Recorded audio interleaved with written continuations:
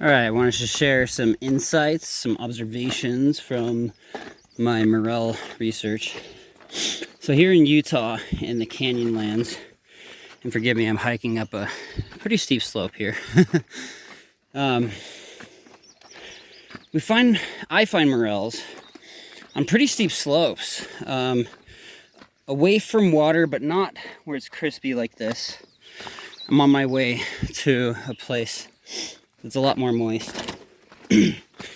And what I noticed is that in a lot of the areas where I harvest morel mushrooms, specifically Morchella snyderi, Bernier, and some Americana, Tridentina, Angutriceps, Importuna, a few others, I find gopher holes. I also find a lot of other possible direct or indirect ecological associations. Leopard slugs, snow lilies, Oregon grape. This area got burned pretty intensely about 4 years ago. I wasn't here at the time to investigate the immediate following year to see if there were any burn morels. But I have been scouring the surrounding canyons and found great success in specific locations. This is a path that a couple of my mushroom hunting friends suggested that I take. It's a bit of a hike, but I find that when I take those paths less traveled or untraveled, that I find great success. And I typically will come across, flushes of hundreds rather than dozens in areas of high competition.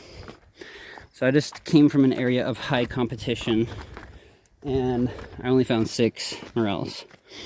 So I moved on. You need to be strategic when you're hunting. Excuse me. My allergies kicked in all of a sudden today. But this is an interesting location. I've got kind of the red rock, sandy rock, sandstone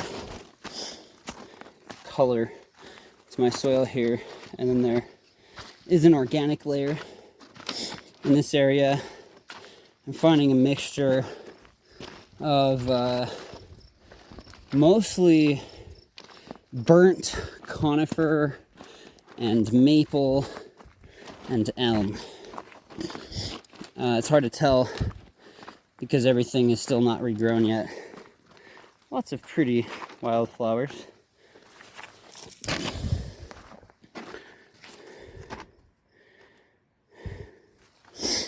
And another thing I really like to talk about is gear. I use flip-flops because I go through a lot of rivers and it's easy to kick sand and dirt and rocks out of my flip-flops instead of sitting down and emptying out a boot. Because I'm in Utah, I dress in layers. These are shorts and thermals. I can throw the thermals in my backpack if I want. I use a hip pack for easy access. I can throw in my notebook, my phone, my pen, whatever I want in there quickly and easily. And then I have a big knife and a small knife based on what I'm doing. Sometimes it's nice to have one over the other. I also bring, stops me from going from white to red. I actually have never hiked this far up this trail before. So this is a fun one for me. And I'm excited because I think I know what the habitat is going to be like once I get where I'm going. Oh man, those totally look like morels. Sometimes the burn stumps, they look exactly like morels because you'll see the vascular structure from the cross section and it has somewhat of a similar pattern to morels. Look at how many burnt trees there are here, though. So I typically find morels under canopy, under shade. This is way too bright. I don't expect to find them here. Sometimes I am surprised and do find flushes in weird places like this. So when you're hiking out to an area, I would suggest that you keep your eyes open, and you might actually come across a flush of dozens in a place that you would never expect to. I'll show you more of my gear in another future video, but I would highly suggest that you bring more water than you think you need. I've learned that the hard way more than once. And snacks. Bring paper towels. If you hunt mushrooms and you want to keep them in decent condition, bring containers. You know, fine, bring around the bag with holes in it to spread the spores. That's great. But then, if you're trying to preserve them for any different reason, like research, then I would suggest that you bring little Tupperware containers and put paper towels inside of them. That's what I do. I also bring egg cartons because they're fantastic, quick containers I can throw morel mushrooms in, unless they're monsters. And then I'll put them in the Tupperware. But then it's really nice because I can just stack all of that in my backpack, on one on top of the next. And I've hauled out 10 pounds that way before. It's really nice. I usually bring a extra overflow plastic bag with a couple of extra containers, like fold up paper bags, which are really light. That way when you're hiking up, your hiking weight isn't too much. And I also try to eat my food and drink, not all, but about half of my liquids as quickly as possible. I also try to snack and drink water before I even start the trip, just to load my body with the hydration and nutrients that it needs to sustain this kind of physically intensive trip. And it's nuts, you know, if you do a good job with nutrition and you do medium to low intensity cardio like hiking, you can sustain a pretty good rate, and your heart rate is just thumping, right? And so it's been nice for me because I've actually gained about 10 pounds in the last month just from hiking and trying to eat healthy food, nutritionally complete, well-rounded food, nutritionally dense food, and things like, you know, protein shakes. I fortify some products like that in my business, and so it's been nice to be out and hike. People think, oh, cardio just burns calories. Well, yeah, obviously, but you know, if you eat a lot more than what you burn, then you're actually going to convert a lot of that into, you know, from collagen into sinew and cartilage and muscle and so on. So I've been packing on the way just from hiking. It's very healthy. I have no idea where I'm going. I can't see anything.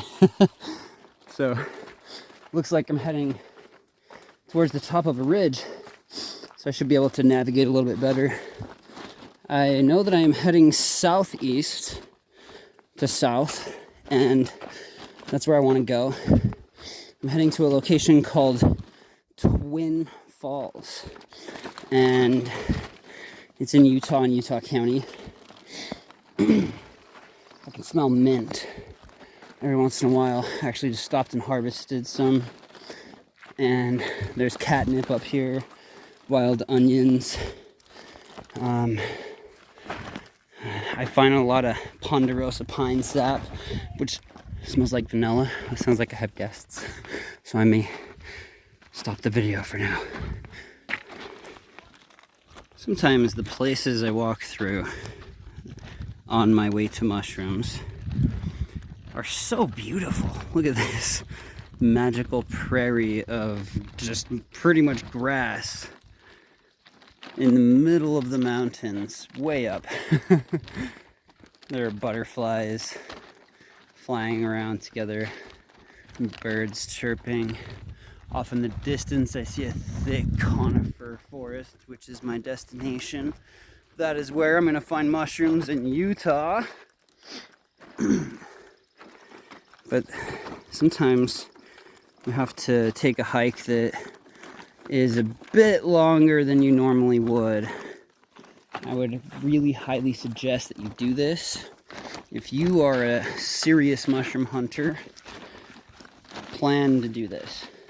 It's about 1 of 4 days a week during the spring mushroom season that I spend personally exploring and scouting areas that are near other sites where I've collected morel mushrooms, and places that I've been learning about on maps and in person. And slowly, year by year, I expand the area in which I have collected these amazing fungi. And there's a degree of failure for sure when you're scouting, and that's to be expected. You're not going to be as fruitful as going to the spots that you have collected in previous years. So I plan time for both, and one of the reasons that I bring out citizen scientists with me is because, first of all, even in Utah, there are far more morel mushrooms than any of us can collect collectively. So if I were to guess how many morel mushrooms are harvested compared to how many grow in Utah annually, I would guess that less than 10% of the morel mushrooms are actually being harvested. And that's exciting. One of the reasons is that we have so many places like this. It is so hard to get over here. It's taken me about an hour of hiking pretty steeply uphill with a currently 15-pound backpack just to get to this point, and I'm not actually there yet. This canyon is so amazing. Payson Canyon, so monstrously huge that every single year I try to explore more and more of it, and only discover that I have an endless amount more to explore, which is exciting. Ooh, I can see the ground on this terrain in the distance. I'll zoom in for you. That didn't help. So I can tell that terrain is the transitionary zone where I'm going to start finding morel mushrooms. There's a bit more foliage. Look at this amazing plant. Look at it. It's beautiful. I love plants. I just found a frog, and I'm gonna take him home. I'm gonna rescue him from his native habitat. There's so many amazing plants here.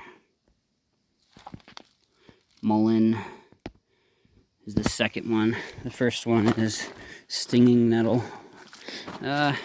Correct me on that. I don't know these ones very well. It's a plant that stings you. But look at this gorgeousness. It's taking me away from the pines, but I'm gonna follow the road because I'm trying to learn this area. Sometimes that means you're gonna go on a 5 to 10 mile hike by yourself and only find 6 morel mushrooms, but it puts the map in my mind. It helps me to establish the ranges of distribution where I'm likely to find morel mushrooms. And sometimes I'm completely surprised by areas like this. No way, no way, I see morels. I have never been here in my life, not ever. And look. This is why you do this. This is why you scout and explore. I have a completely new site now. This is amazing. Oh, okay, so take note of this terrain. This is a snowmelt runoff. When I find these with active water in it, that means that the surrounding area has had more relative humidity. Oh, here's more. More relative humidity than the surrounding area. Look at those. Honkers. Ah, this is why we do this. I know I'm gonna find like a ton here. Telling you right now, it's gonna be around 30 or 40. Woo, in a 200-foot area. The other thing that you need to notate when you're out here are the footprints that you see. Mostly, I'm seeing deer. Sometimes I see mountain lion, coyote, bear. Also look for the scat, the manure, and spend a few minutes on the internet learning how to differentiate different types so that you can be safe. I'm so stoked. I have not even arrived at my actual destination, and I have found a completely new spot. It is hard to get here though, I'll say that for sure. This is a tough hike, and that's nice because, you know, there's not a lot of other people who are going to come up here because of that, due to the amount of physical effort that is required to actually get here.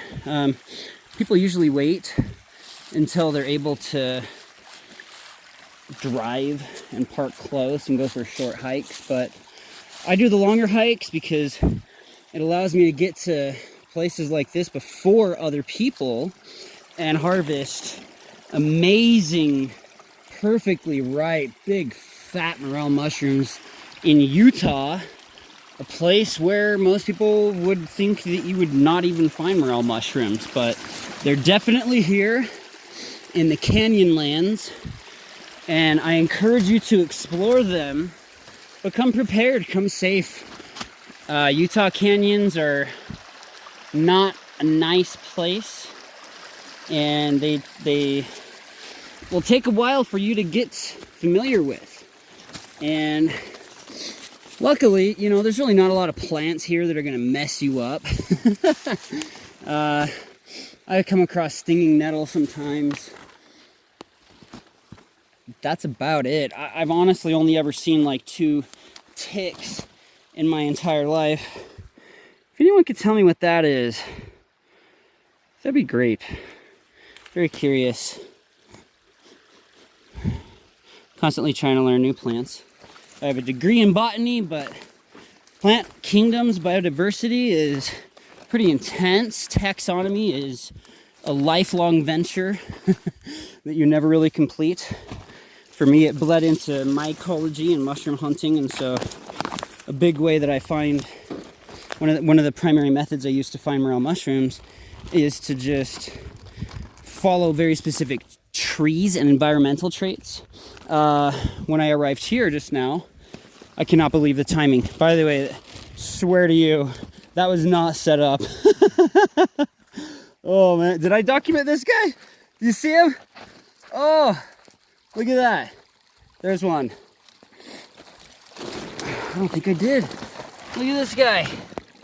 Ah, oh, nice.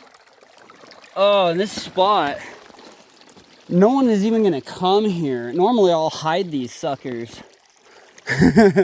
And I'll come back and I'll harvest them when they're bigger. This place is pretty hard to get to. I'm probably gonna harvest all of these guys because I suspect, based on the weather forecast, that it's gonna get a little bit dry. So if I return, whoo, I just had to bail because that was a rose bush. Don't grab rose bushes with your hands, kids. Now my feet are wet, but you know what? That feels great. Oh, yeah. This is why you do flip-flops. This is why.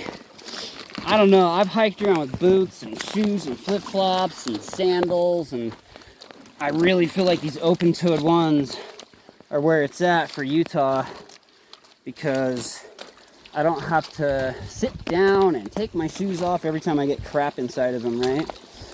All right, so I'm actually gonna just take off my backpack and start scouting around now and see if I can find any more. I'm gonna follow this snowmelt runoff. And I mean, literally just right off of the side of the trail here, I had immediate success, unintentional success. And right before I was just talking about how amazing of a location this is. Look, it's pretty burnt. You know, it's pretty, the canopy hasn't restored, the forest hasn't restored. And so it's been a couple of years and that sucks. It really needs more moisture to get to where the plants can reestablish. Look at these, there's some huge ones here. And they're all dead. Forest fire, you know. I wish I could have come up here the year that this happened. I did not have the chance to do that. I was finishing my science degree at the time. But, gosh, look at this guy. Just huge. Big trees. I love big trees. It's the best thing ever, right? So sometimes, if you walk along these little snow melt runoff streams, you can visually spot morels. And it just takes a little bit of slowing down and maybe a decent amount of eyesight. I'm probably just gonna walk down this on my way back down, literally walk through the stream. It feels really good on your feet when it's starting to get hot out here, upper 80s, low 90s, and it's pretty dry in Utah, so it gets a bit toasty. But oftentimes when you're down in it, you'll actually see morels that you can not see from above. And so that's a really good approach. I like to try to come out with other people because then I can have someone above, someone below. We can spread out and that allows us to sort of screen the ground collectively instead of me zigzagging back and forth like a psychopath in the mountains alone by myself as the sun is setting. Oh man, look at this. Kind of prehistoric looking place. It's so interesting. Well, I had to cut myself off at some point and start traveling. So I'm gonna get to that conifer forest before I lose my light. Probably have about 2 hours left before I need to start running back down the mountain frantically. So I'm gonna keep going and get to my destination. That is fantastic news. Just in one of these snowmelt runoffs, I found, what was it, 5 big fat Morchella snyderi. I'm really excited. This is just such a beautiful place, and I absolutely love the canyons in Utah. They're the most, to me, the most special part of Utah, the canyonlands. I love canyoneering more than any other activity in Utah. Personally, a little sick of the deserts. Oh, here we go. Found another one. Look at this guy. This is why you slow down, man. So beautiful. That's a good 3.5 incher.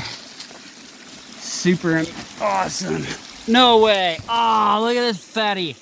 And I just got stabbed. Stinging nettle. Crap. Oh, that stings. Yeah, they like to grow in the nettle. Anybody? I'm pretty sure that one is actual stinging nettle. So I think we're at 7 big fat. Oh my gosh. 8, 9, 10. Look at these. You see this guy? Beautiful. All right, well, I know where I'm hiking on my way back down. This snowmelt runoff has got to be full. I bet the spores. Oh, I see another one. See, I told you, right when I get into it, I'm gonna start seeing a lot more as I go through. But ow, that stinging nettle got me. I told my wife I would try to not let the mountain injure me too much today. 2 more, 3, oh, 4, 5, oh my gosh, okay. I really want to get where I'm going so I can just hike down this thing. This is amazing. All right, I'm going to end this video or I'm not going to actually collect any mushrooms. Oh, here's another one. Boom. You see him? Right there. Oh, yes. Love you, Utah. Love you, science. Thank you for helping me learn how to find morel mushrooms progressively over years through statistical analysis. Okay, where'd it go? Here we go. See that? Oh, big fat fatty. Yes. All right, I'm gonna put my bag down and I'm gonna start collecting these before I lose track of them. And I've actually lost count already. So, my procedure, I'll just show you, I guess. All right. Here is my backpack. I've got a camouflage poncho. It has come incredibly handy quite a few times. I would recommend it. Also, if you have people who follow you for morel mushrooms through the internet and in person and stalk you, so if that happens to you, I would recommend definitely getting a camouflage poncho. It kind of camos my bag, which is also earth tone. I love this brand of bag. It's amazing. 511. If you want to pay me to do a sponsor video, that'd be super. All right, this is a bag I use to carry garbage out of the mountains. I bring out this egg carton. Ooh, look at this guy, huh? I bring paper towels. I bring containers like this. And what I'll do is just tear off a piece of paper towel. And then I'll go and collect my morels. I'll show you guys one and then I'm going to upload the rest into iNaturalist. Oh, I hear the mosquitoes. They smell me. Smell my success. Oh, I can just tell there's tons more around here. I haven't even had time to actually look. Okay. So what I'm going to do, take a picture, which I just did. And I'm going to upload that picture into iNaturalist.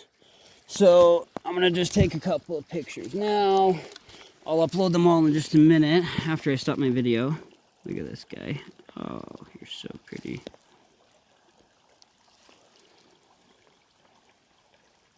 I would recommend tapping on your screen before you take a picture of the thing you're taking a picture of because it will help your phone to focus in. So I'm actually gonna take the whole thing today because I'm conducting a cell culture experiment, research experiment, where we're actually gonna try to grow different species of morel mushrooms in different soil mixtures. So sometimes I'll give them a little tap, just try to clean them off, throw them in my container. I documented this guy, so I'm going to take him out as well. I would recommend that you, if you're not doing a cell culture research experiment, that you cut them at this stem and then bury it. And that's a sufficient way to collect morel mushrooms. All right, we're going to come in here and once again, this is why you do flip-flops, because I can just crouch down and get my feet wet. Look at this beast. Oh, yeah. Nice. Okay.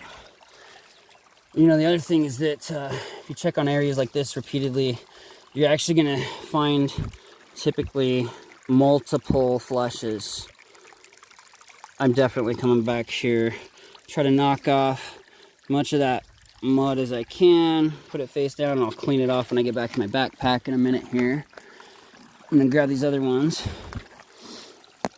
Oh shoot. You guys can make fun of me in the video later if I missed any. It happens, especially when you're trying to record content in the mountains by yourself while collecting morel mushrooms.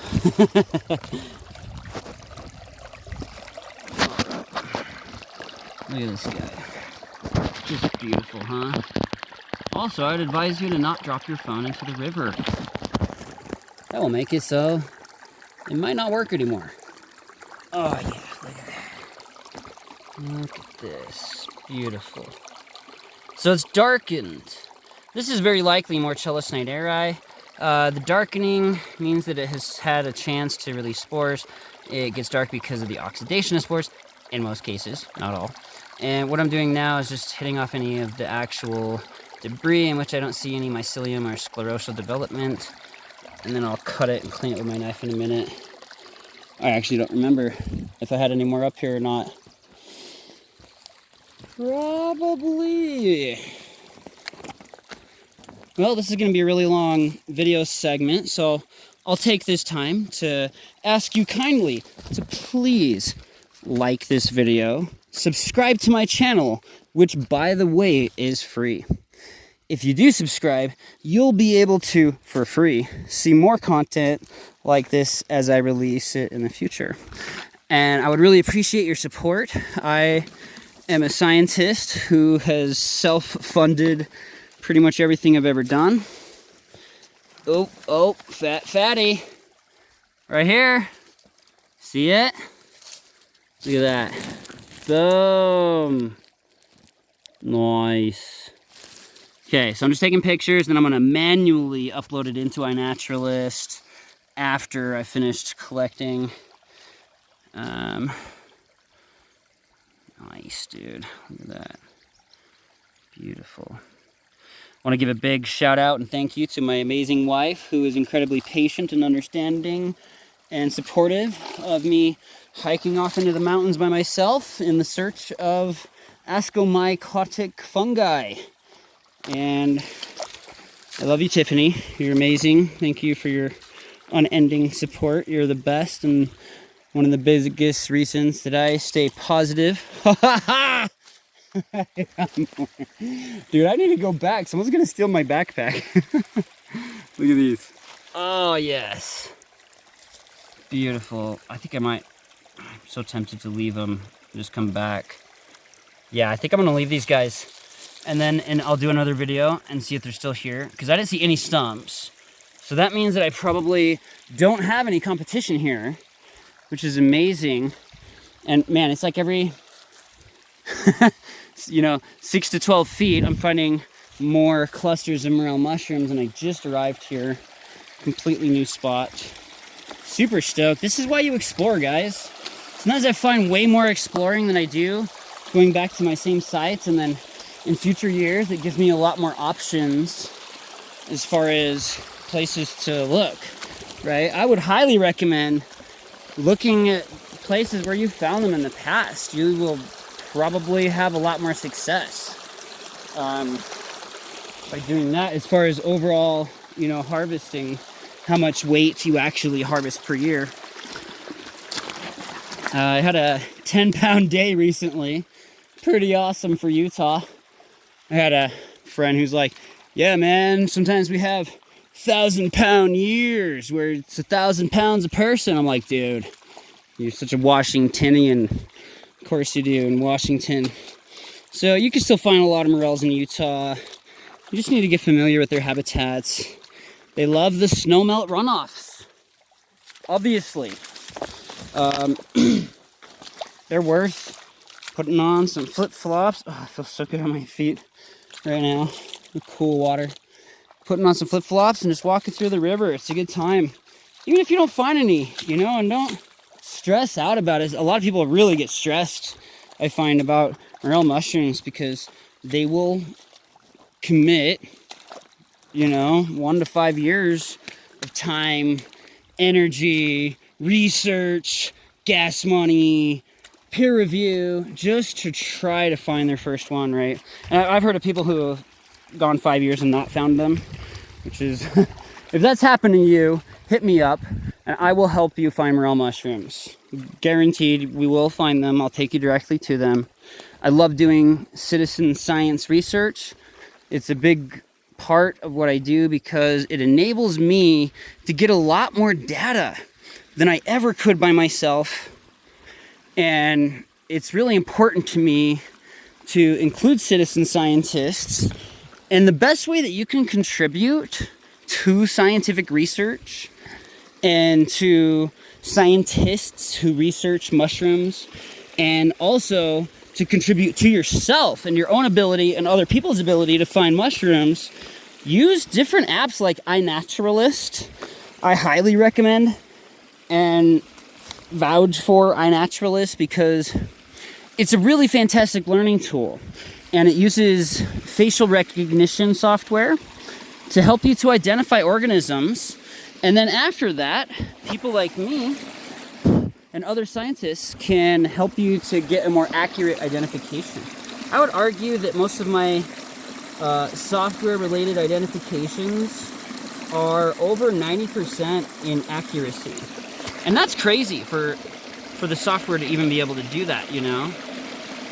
Oh man, I'm gonna have to pull out my camera, my DSLR for those ones. They're just amazing and the lighting is kind of perfect. I'm gonna try to get some nice shots of those. This guy can go though. All right, pulling them out in the band. But yeah, these are definitely DSLRable. Look at those, just around the river bend. Love it. And yeah, if you're stressing about morels and you're not having fun, then you're mushroom hunting wrong, man. Here in Utah, you can join the Mushroom Society of Utah, and people will take you out and they'll help you to find whatever different kind of mushroom species you're looking for. And they're a very wonderfully supportive and active citizen scientist organization, and I highly recommend them and I vouch for them, and I'm honored to participate actively in their activities every year. I would recommend that you do the same if you live in Utah. If you don't live in Utah, you can join mycological or mushroom societies in other states. And if you're new to all of this, one thing I like to let people know is, you know, fungi are unique and diverse, just like plants are. Very, very much like plants and animals, you know, and there's all sorts. Please don't assume that the only reason that people are interested in mushrooms and fungi is for psychedelic reasons. It's a common fallacy, and it's a harmful one. It causes damage. It's something that has been, you know, used against me more than once in my life. Someone found out that I had presented at a conference, a mushroom conference, as a keynote speaker, and tried to insinuate that essentially, you know, we were all just out in the mountains doing psilocybin, and that's not accurate. There's a lot of very serious, professional, law-abiding citizens who are interested in mycology and mushrooms. I attend every year the Mycological Society of America Research Conference as a scientist to present my scientific research experiment information and publications and posters and so on with other very proud and excited scientists. Look at this haul, guys. Oh, that's totally a pound right here.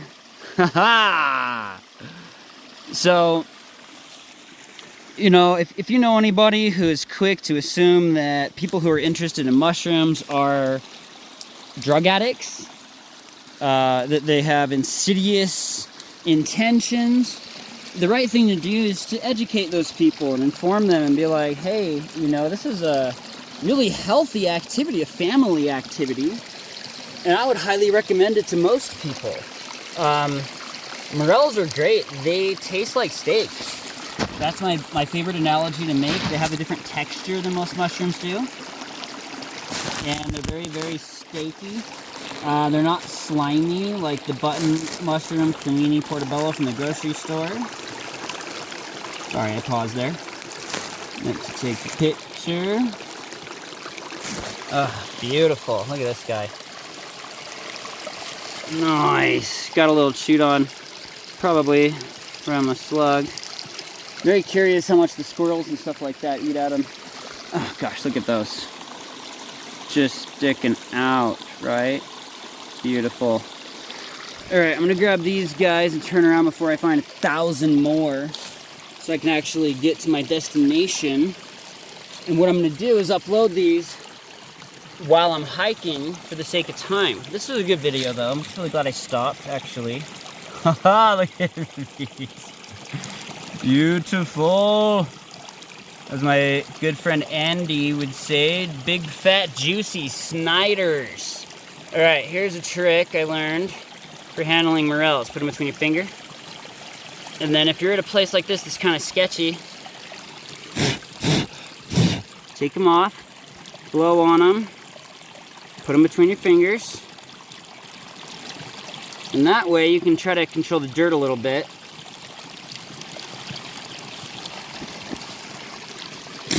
Doing this while you're holding a phone is extra challenging. Okay, there we go. Look at these guys though, huh?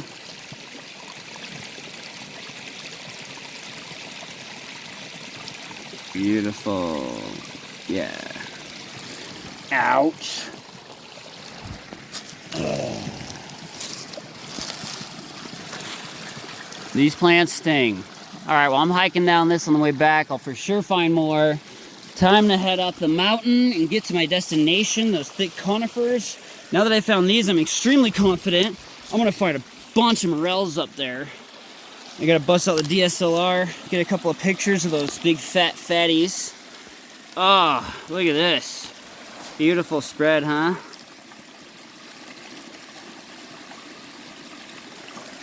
All right. Always stop when you see these runoffs, snowmelt runoffs. They carry the spores. They're just full of morel mushrooms. All right. Well, I hope you find a ton. And if you don't, watch more of my videos and like the crap out of them and share them with your friends, and they will help you to find more. And every once in a while, I'll drop a truth bomb and tell you some locations. So listen close and I will tell you where to go. You can also reach out to me directly if you're really not having luck and you live in Utah. I will take you on a guided tour. I'll take you out. I'll show you actual spots within or outside of the season. Hit me up. Have a good day. Stay safe. Bring bear spray. Love you. Bye-bye. Finally made it. Look at these thick conifers, gymnosperms everywhere. Oh. And this trail led me right through a bunch of sandy, dusty stuff into the thick, amazing forest. And this is where I want to be for mushrooms. You can tell people have been biking up here. But that's a fun advantage to have, speed-wise. Here's some fungi. Boom.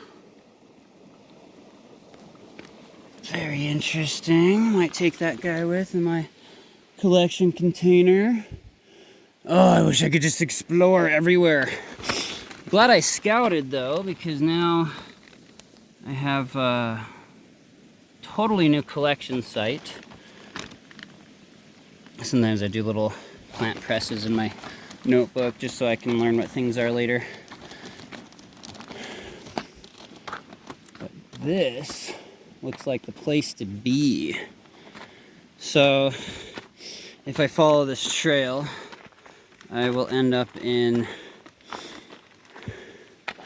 Twin Falls, Second Falls, whatever. So look it up on the map. Totally new spot for me. Oh, look at these pretty little flowers. It's nice to document things in iNaturalist for other scientists, because even if it's not something you study, it may be something that somebody else studies. And there are some scientists who are not physically able to get into the mountains due to health challenges that they face. So you just taking a picture like I just did is something that can make a really big difference when it comes to the quality of scientific research available. So I would highly recommend that you use iNaturalist. Sorry I'm breathing so heavy. This is a pretty steep slope. Whew. I've been hiking like 2 hours straight almost to get here. I'm gonna have to book it to get out in time. There's a snowbank off in the distance. I usually find morels about a quarter to a half a mile below the snowbank. What is that? What are you?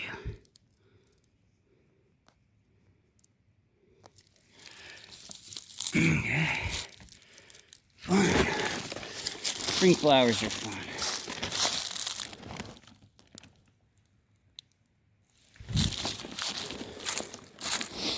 Great way to learn your land.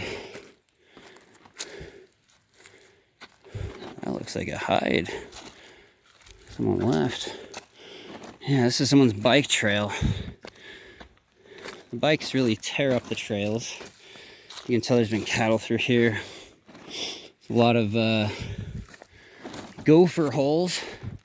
My current destination is the waterfalls. Just want to get there and see if there's any sort of a trail back. And here are my snow lilies. Very strong ecological association to morel mushrooms. So keep an eye out for your snow lilies. This hill looks great. It's pretty shaded, lots of thick conifers. There are spring flowers everywhere, and the greenery, the foliage, isn't too high. So it's not so bad as far as being able to see the mushrooms. When it gets too high, you can't see them very well. They become a lot more difficult to locate. This is a fun area. I know that you can drive above somewhere and then park down. You can park above and then hike down. But I have yet to figure that route out. So I can hear the waterfall. I believe it's called Second Falls.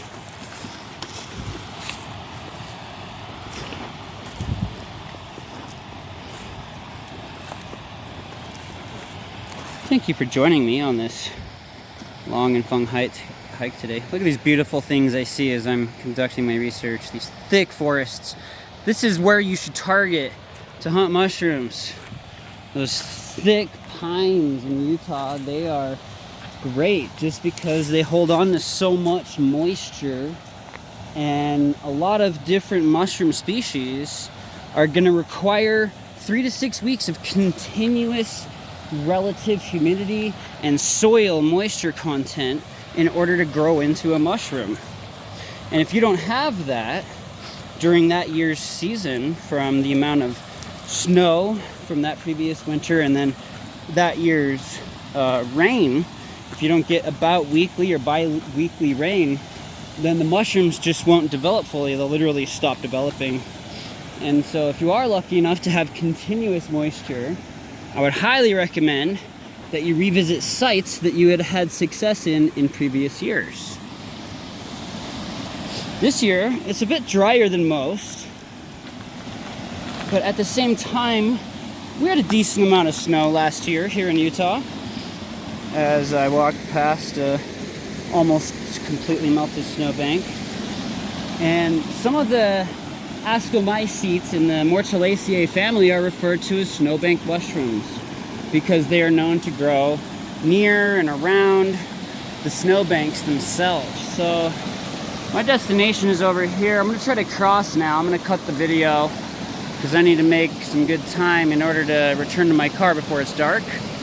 And I will record anything else of value. Look at the color of this soil. Any of my gold prospecting buddies out there, if you want to team up, I have some spots for you. I'll just give them to you if you teach me how to legally gold mine and prospect. Open offer. Any of my Utah gold mining buddies. Oh man, look at this. This looks great, huh? So I'm guessing if I follow this down, I hit the falls. But I don't know. I haven't been here before. I'm gonna have to make another trip up here. This is it's pretty off grid. I left a little late today. All right, talk to you soon, my friends. You think you know Utah. It is not a desolate desert. It is full of forests in the canyons and the national parks. it takes a bit of effort to actually get out of the way to where there are no human footprints anywhere. No people have been here. It's beautiful.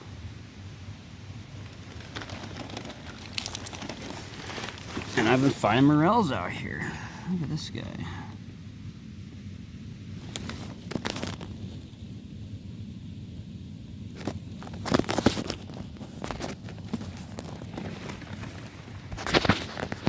Walk the path untraveled. The one that looks like this. And you're gonna find morels. I promise you. And if you don't, send me a frustrated message and I will help you. Okay, love you, bye.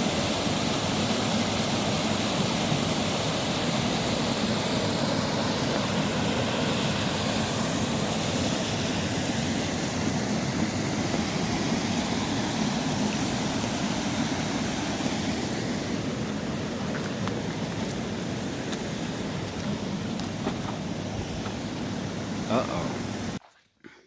Look at that beautiful mountain and canyon, mixed forests. It was so thick where I just came from over there. Doesn't look like it from here though. It was a pretty good day, so gophers. I found quite a lot of new sites.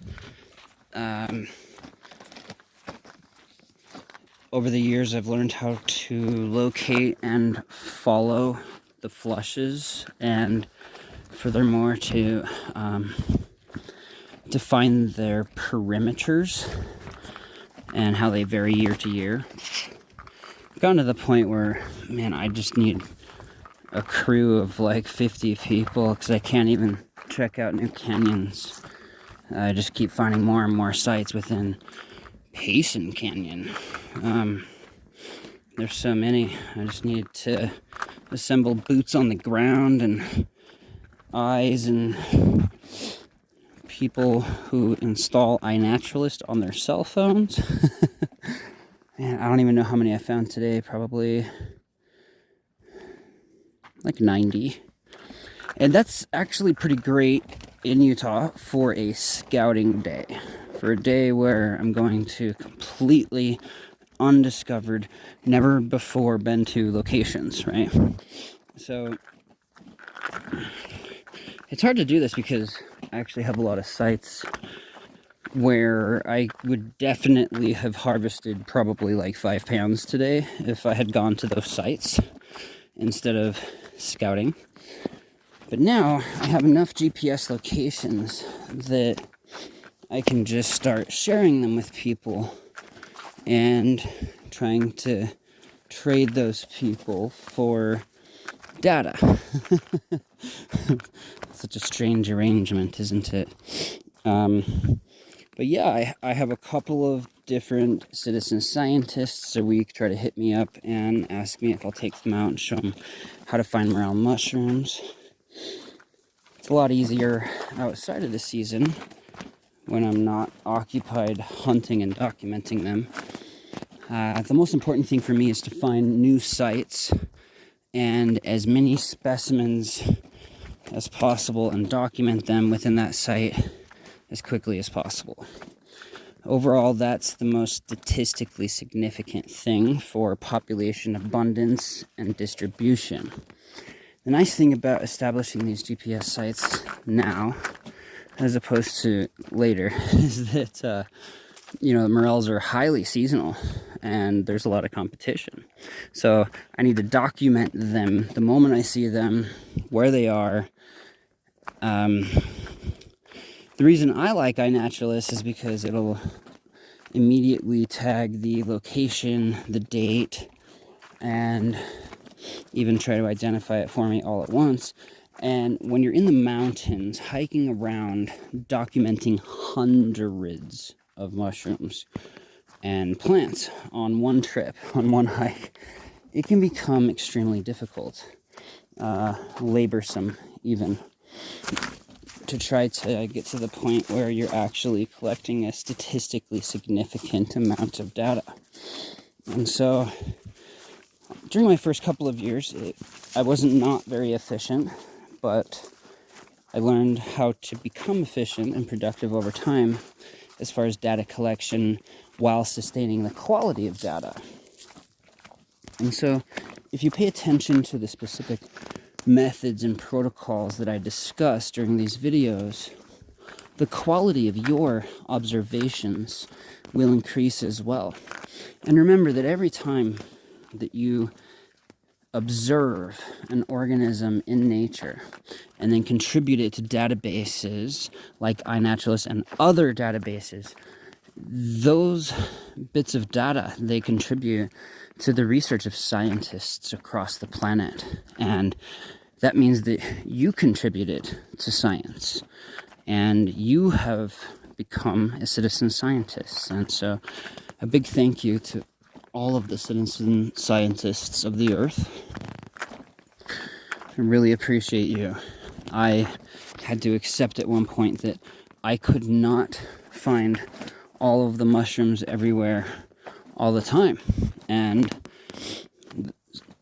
other people are very helpful for finding them. So thank you to all the citizen scientists who actually contribute information in iNaturalist. And by the way, if you save your observation as obscured, people will not be able to see where it is. Like, not even close, really. I believe it goes out to the county or the city. So if you save it as private, it'll just show the whole state. I save a lot of my the current year's morel mushrooms observations as private, and then later I make them obscured. And that at least gives a geophysical region for people who are conducting research. If, you know, you happen to be going to an area where you know that it's highly hunted and there's lots of competition there, honestly, it doesn't hurt every once in a while to just leave a public observation. And it's incredibly helpful to the people who are starting to learn how to do this.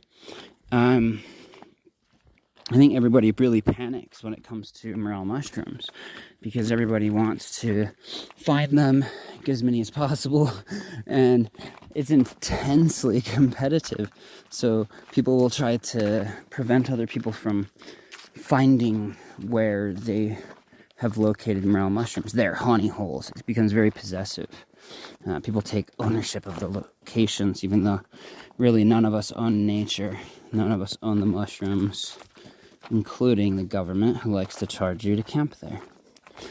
But if you hike far enough off trail, you can just kind of camp wherever you want. Man, this trail is long. I think I still have like... Listen, do you hear that? Someone is trying to start a generator out here. I wonder if they're pumping water for a cannabis grow. Interesting. Yeah, there's a lot of trails out here that go to nowhere. Ooh, that's interesting. Is that the parking lot? It is. I think that's where the gate is closed right now.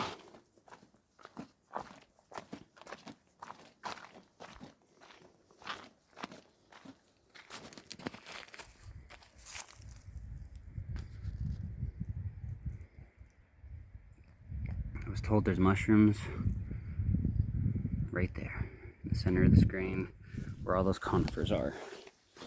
Running out of sunlight.